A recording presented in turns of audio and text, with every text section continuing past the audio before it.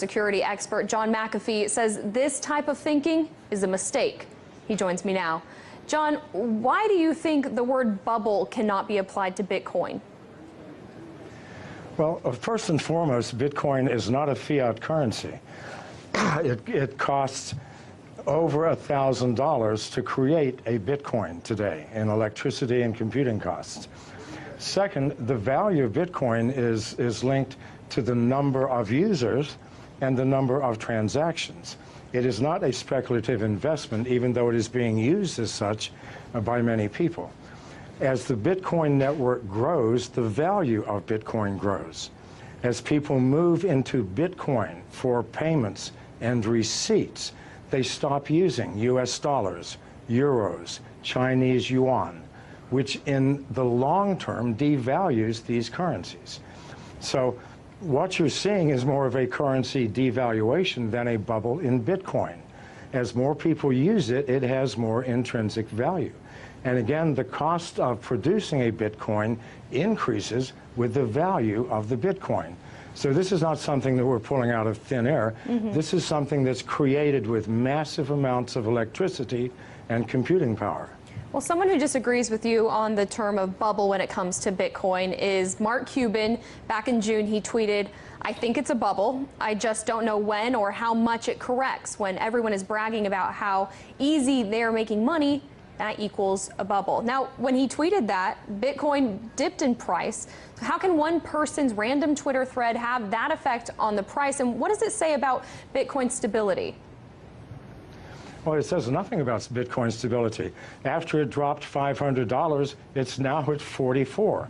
So these temporary fluctuations are meaningless, created by speculators, people who do not understand the fundamental technology of the blockchain. Those who do know that in the long term, these fluctuations will make no difference. The more people who use Bitcoin, the more valuable it will become. This is the only metric we can use. Now, Bitcoin and blockchain go hand in hand, but blockchain's ability to track financial transactions in a way that is incorruptible, it gives it infinite amount of uses outside of the original purpose of using it for Bitcoin. Do you see blockchains overtaking certain aspects of the financial system as we know it now? It will take over all aspects. People think that Bitcoin or the blockchain is owned by someone, by a company or by a consortium. No, this is strictly a mathematical formula that nobody owns, that we are all participating in. And we use the blockchain for everything from fixing supply chain problems in corporations to verifying the authenticity of the sender and receiver in a financial transaction. It is the most powerful technology that the world has seen, I believe, since the invention of agriculture. Now, John, we've showed our viewers Bitcoin's rise just in the past month, and we can show it to them again if it's up there. But on July 17th, 1 month ago, you tweeted that Bitcoin's low of 1,800 yesterday simply could not be maintained.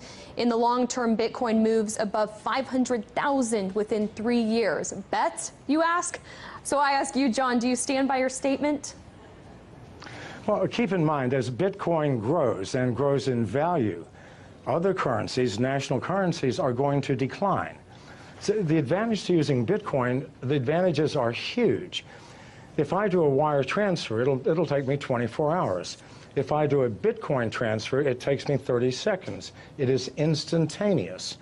I know people who do not use any other currency now other than Bitcoin. They buy their houses, their cars, everything using Bitcoin by connecting to other users who sell the things that they need.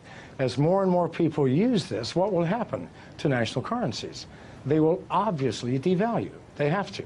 So that 500,000 includes a massive devaluation in the US dollar, which absolutely has to come if Bitcoin continues to grow at its current rate. Well, it's certainly a community effort, and the Bitcoin community and for other cryptocurrencies, it's only growing. John McAfee, founder of McAfee Incorporated, thank you so much for your thoughts today.